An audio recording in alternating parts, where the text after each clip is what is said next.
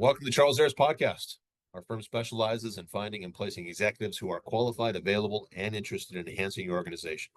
We started this podcast to share recruiting trends and insights aimed at helping you make informed hiring decisions. Stay tuned for expert advice and perspectives that will help you navigate the ever-changing marketplace for top executive talent. Episode 5 of the Chief Development Officer podcast. Josh Kotelnicki here with Charles Aris Executive Search. November 2024, interest rates have come down a little bit over the last couple of months, and as a result, M&A hiring has gone up. Check out our job board at charlesaris.com. We've got about 25 open searches right now just in the corporate development function. And speaking of active searches, we have with us today Derek Gracey, who leads our business and consumers finance and corporate development vertical.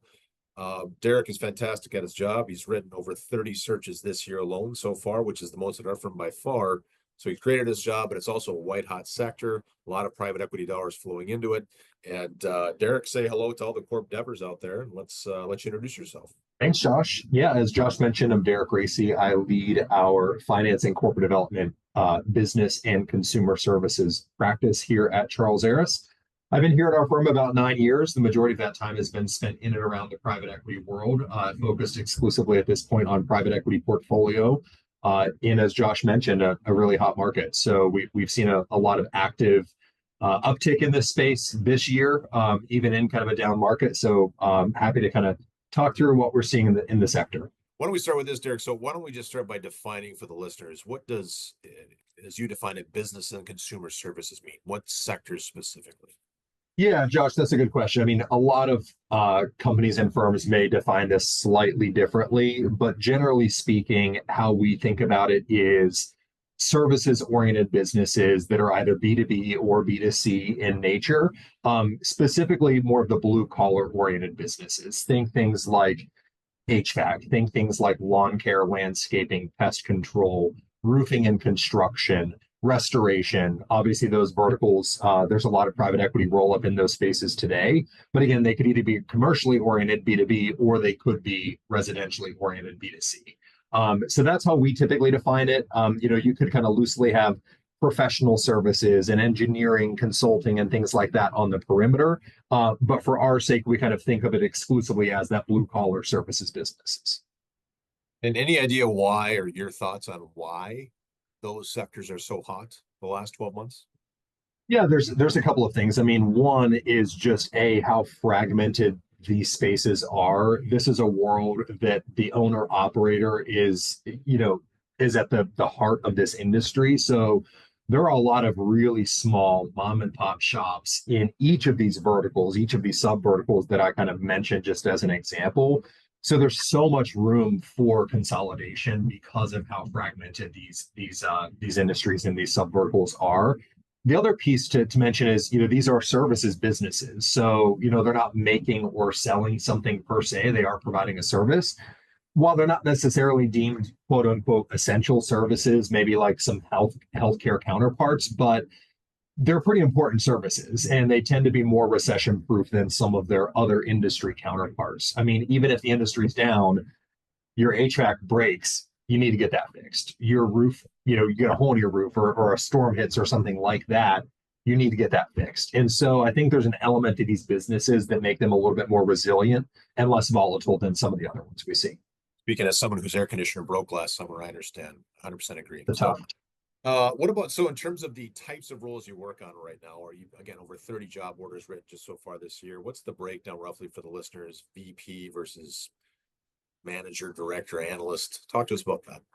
Yeah, so I'd say that the majority of the work that we've done in this space tends to be kind of the VP head of corporate development role for the corporate development function specifically.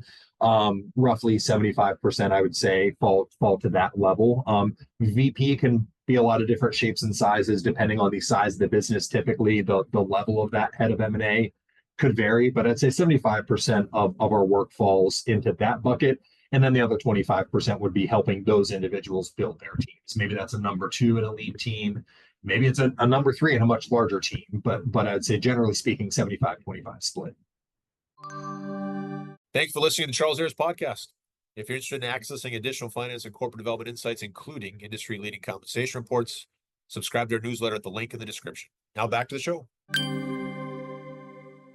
And I think a lot of the listeners who either are or want to be a head of corp dev one day would probably love to hear, maybe here's the top two or three things most of Derek's clients are looking for that, whether it's a VP, SVP, chief, head of corp dev for these types of companies. Anything in common that a lot of these searches have at the VP level or higher?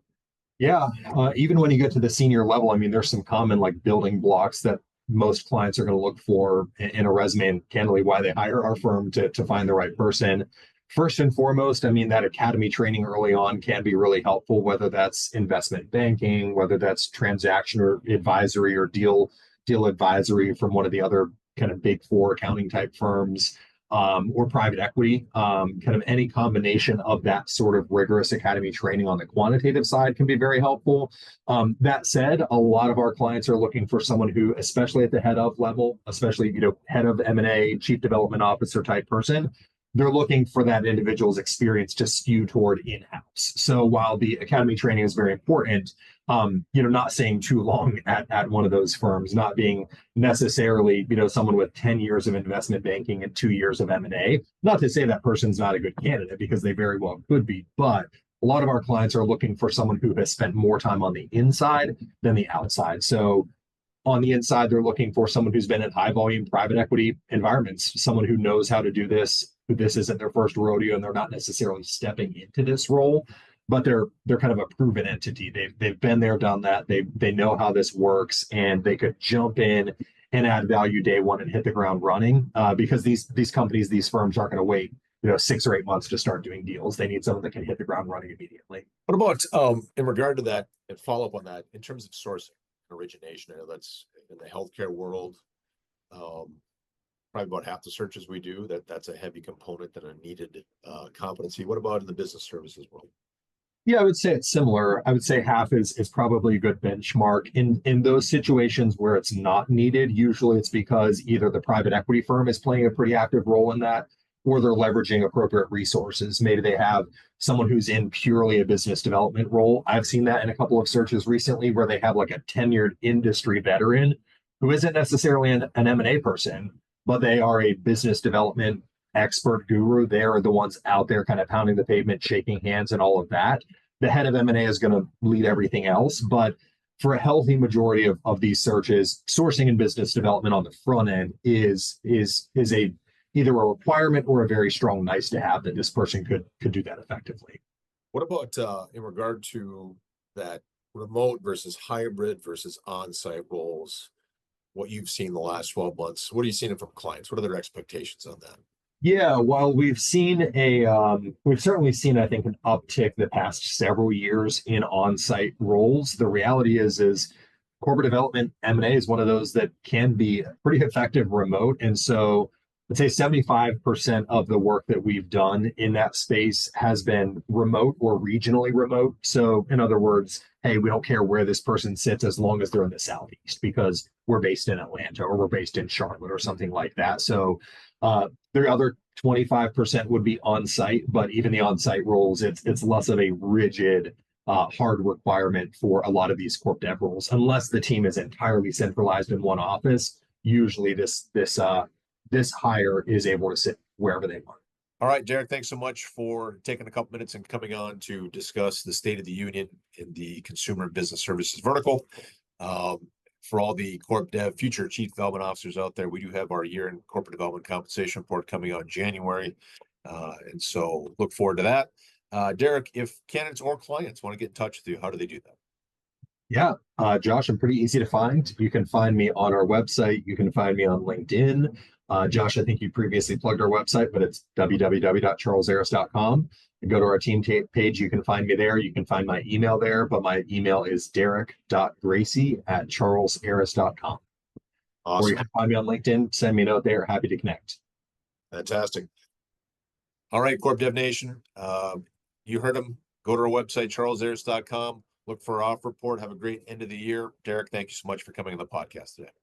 Thanks, Josh. Thanks for listening. For more of the Charles Aris podcast, you can subscribe on Spotify or Apple Podcasts, or head over to our YouTube page at youtube.com/Charles Aris Inc.